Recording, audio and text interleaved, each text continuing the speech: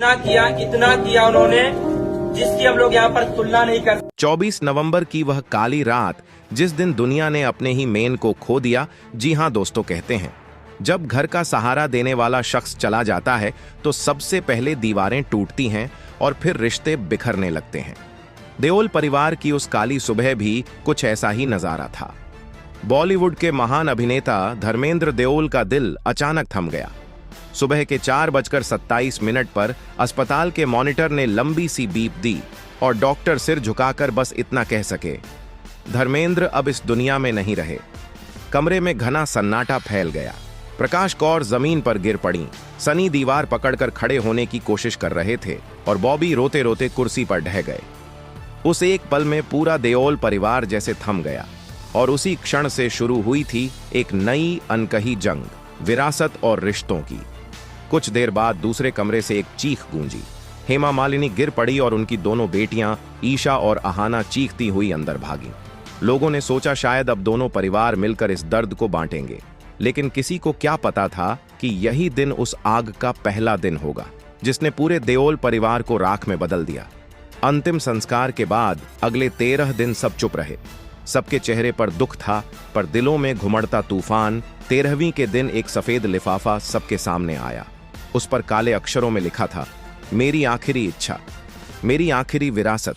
यही वही लिफाफा था जिसे धर्मेंद्र ने अपनी मौत से 3 महीने पहले वकील के पास जमा कराया था।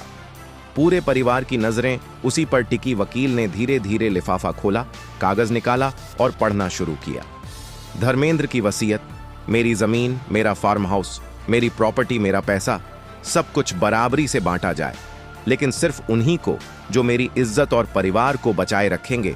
अगर कोई परिवार को तोड़ने की कोशिश करेगा वह मेरी विरासत का हकदार नहीं होगा। सब शांत थे, पर तभी वकील ने दूसरी लाइन पढ़ी, मेरी वसीयत का असली फैसला मेरे आखिरी विश्वास के दस्तावेज से होगा, जो जुहू वाले पुराने बंगले की तिजोरी में बंद है। तिजोरी केवल उसी दिन खुलेगी जब पूरा परिवार एक साथ उसके सामने खड़ा होगा। और यहीं से शुरू हुई विरासत की सबसे खतरनाक जंग। 2 परिवार 2 संसार। सनी देओल बोले, हम सब जाएंगे और तिजोरी खोलेंगे। पापा चाहते थे परिवार एक रहे तो रहेगा, लेकिन ईशा खड़ी हुई और बोली, परिवार कौन सा परिवार?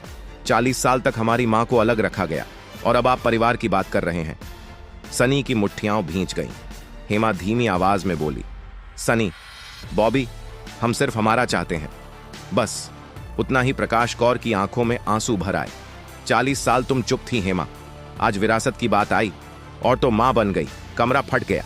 चिल्लाहट, चीखें, आरोप, गालियां सब जगह गूंजने लगी। तिजोरी खोलने का दिन 1 हफ्ते बाद तय हुआ। सब मुंबई पहुंचे। वहां पुराना बंगला जहां एक समय धर्मेंद्र, प्रकाश और उनके बच्चे रहते थे। दरवाजा जंग लगे, ताले से बंद था। अंदर घुसने पर कमरे में पुराने पसीने, यादों और अंधेरे की गंध थी। दीवारों पर टंगे धर्मेंद्र की पुरानी फिल्म, पोस्टर, धूल से भरे ट्रॉफी शेल्फ और कोने में एक लाल रंग की पुरानी तिजोरी। वकील पास खड़े होकर बोले, कोड केवल एक बार डाला जा सकता है, अगर गलत हुआ तो तिजोरी हमेशा के लिए लॉक हो जाएगी। सवाल था, कोड क्या है? तभी पहली बार सबने दीवार पर फ्रेम में लगी पुरानी फोटो नोटिस की। धर्मेंद्र, प्रकाश, सनी, बॉबी, हेमा, ईशा और अहाना सब साथ बैठे मुस्कुरा रहे थे। फोटो के पीछे लिखा था, 7 लोग एक दिन। सनी ने कहा, क्या हमारी जन्मतिथि तकरार फिर शुरू हो गई? पर तभी अहाना तिजोरी के पास गई और धीरे बोली, दिल की चाबी लड़ाई में नहीं याद में होगी। उसने नंबर डाला 1958। जिस साल धर्मेंद्र की पहली फिल्म रिलीज हुई। क्लिक, तिजोरी खुल गई। अंदर कोई जेवर या चाबियां नहीं निकली, सिर्फ एक मोटी डायरी और एक सीलबंद यूएसबी डायरी के पहले पन्ने पर लिखा था, विरासत सिर्फ संपत्ति नहीं है, विरासत परिवार है। दूसरे पन्ने पर लिखा था, अगर तुम यह डायरी पढ़ रहे हो तो समझ लो तुम टूट चुके हो। तीसरे पन्ने पर लिखा था, मैंने वो रात छुपाया है जिसे जानकर तुम तय करोगे कि किसे मेरा नाम आगे ले जाना चाहिए।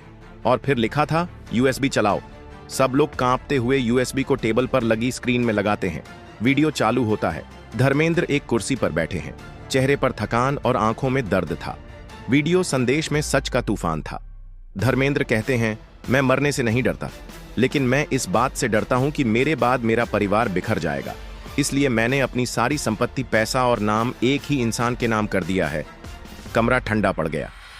धर्मेंद्र की आवाज भारी थी, वह इंसान वही होगा जो मेरी आखिरी इच्छा पूरी करेगा। मेरी आखिरी इच्छा है परिवार को एक कर दो।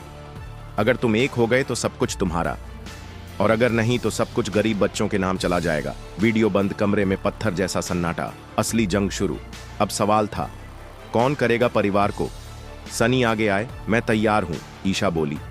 हम तुम्हारा नेतृत्व कभी स्वीकार नहीं करेंगे। बॉबी चीखें। पापा छोड़ गए और हम अब भी लड़ रहे हैं, हेमा रोते हुए बोली। ये विरासत की नहीं, इज्जत की लड़ाई है। प्रकाश चिल्लाएं। इज्जत हमने खोई है, हेमा तुमने नहीं। दीवारें कांप उठीं। डरावना मोड़। घर से बाहर आते आते कुछ अजीब हुआ। एक अनजान काली कार बंगले के सामने आकर रुकी। अंदर से एक आदमी उतरा, काले चश्मे, नीली फाइल हाथ में। उसने कहा, मैं बैंक से हो देओल समूह पर 420 करोड़ का कर्ज है। अगर अगले 15 दिन में पैसा वापस नहीं हुआ तो सारी प्रॉपर्टी नीलाम कर दी जाएगी। सबके पैरों तले जमीन खिसक गई। अब यह विरासत की लड़ाई नहीं थी, यह अस्तित्व की लड़ाई थी। 15 दिन नरक के दिन। सनी अपनी फिल्मों का पैसा भी खर्च कर रहे थे। बॉबी ने बिजनेस लोन लेने की कोशिश की। हेमा ने अपने बंगले बेचने की बात चलाई। ईशा और आहाना ने अपने गहने तक गिरवी रख दिए। और इन 15 दिनों में पहली बार सब बिना लड़ाई के साथ बैठे, साथ खाए, साथ रोए। 15वें दिन रात को बिजली चली गई। घर घने अंधेरे में डूब गया। मोमबत्ती की रोशनी में सनी ने डायरी खोली। डायरी के आखिरी पन्ने पर लिखा था, अगर तुम सब एक हो गए तो तुमने जीत लिया, और यही है मेरी सच्ची विरासत। सब चुप थे। फिर सनी ने हाथ बढ़ाया। हम एक हैं। एक एक कर सबने हाथ पकड़े। अंत में प्रकाश कौर और हेमा मालिनी ने भी हाथ मिलाया। आंखें भरी हुई आंसू।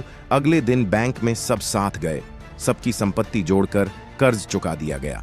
किसी को कुछ नहीं मिला, लेकिन सबको परिवार वापस मिल गया। बाहर आते आते अचानक मोबाइल पर एक मैसेज आया। USB पार्ट 2 अनलॉक हो गया। उसमें सिर्फ एक लाइन थी, अब मेरी सारी विरासत तुम्हारी है, क्योंकि तुमने खुद को जीत लिया। और मुस्कुराकर कहा, धर्मेंद्र साहब की सारी संपत्ति 1000 करोड़ की अब आधिकारिक रूप से पूरी देओल फैमिली के संयुक्त नाम है। आसमान में हल्की बारिश शुरू हो गई। लग रहा था जैसे धर्मेंद्र भी ऊपर से मुस्कुरा रहे हों। कहानी यहीं खत्म नहीं होती। यह सिर्फ एक सवाल छोड़ती है, संपर्क बड़ी है या परिवार विरासत जमीन की होती है या रिश्तों की? और शायद यही था धर्मेंद्र देओल का असली संदेश। रात गहरी हो चुकी थी। आसमान में बादलों की गड़गड़ाहट थी। देओल हाउस की खिड़कियां तेज हवा में कांप रही थीं। अंदर पूरे परिवार के चेहरे पर तनाव था, क्योंकि आज शाम को मिली एक जानकारी ने इस परिवार की सांसें रोक दी थीं। धर्मेंद्र की तिजोरी में मिली USB ने जो सच बताया, वह सिर्फ एक परिवार को नहीं, पूरे हिंदुस्तान को हिला सकता था। सनी टेबल पर झुककर बैठा था। उसके हाथ में एक पुराना फोटो था, धर्मेंद्र और एक अजनबी आदमी का। उसके पीछे लिखा था, जिसे सब दुश्मन कहेंगे असल में वहीं दोस्त होगा, और जैसे सब अपना कहेंगे असल में वहीं खंजर लेकर खड़ा होगा। धर्मेंद्र सनी ने तस्वीर मोड़कर जेब में रखी। उसकी आंखें लाल थीं, गुस्से से नहीं बल्कि अंदर बुझती उम्मीद से। USB का दूसरा राज, एक वीडियो जिसने सब बदल दिया। रात के 2 बजे USB में मौजूद अब तक लॉक तिराहा एक वीडियो अचानक खुल गया।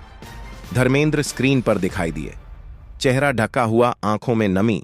उन्होंने कहा, अगर तुम यह वीडियो देख रहे हो तो समझ लो मैं अब तुम्हारे साथ नहीं हूं, पर जो सच में बता रहा हूं वह तुम्हें बचा सकता है या खत्म कर सकता है। कमरे में सबकी सांसें अटक गईं। धर्मेंद्र ने आगे कहा, मेरी मौत किसी बीमारी से नहीं हुई, मुझे जहर दिया गया था।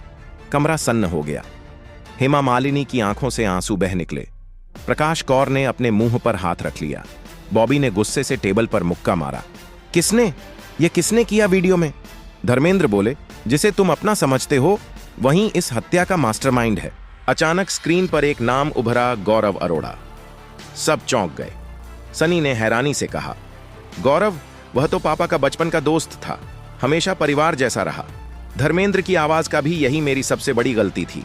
फ्लैशबैक धोखे की कहानी। वीडियो में धर्मेंद्र ने बताया, 2 साल पहले देओल परिवार एक बड़ी फिल्म स्टूडियो कंपनी में बड़ा निवेश करने वाला था, लेकिन उसी समय अनेक फिल्म स्टूडियो काले धन और अंडरवर्ल्ड के पैसे से चल रहे थे। धर्मेंद्र को एक गुप्त मीटिंग में पता चला कि गौरव अरोड़ा अंडरवर्ल्ड के सबसे खतरनाक डॉन शेर खान के साथ काम कर रहा था, और अपने धर्मेंद्र को मनाने की कोशिश की।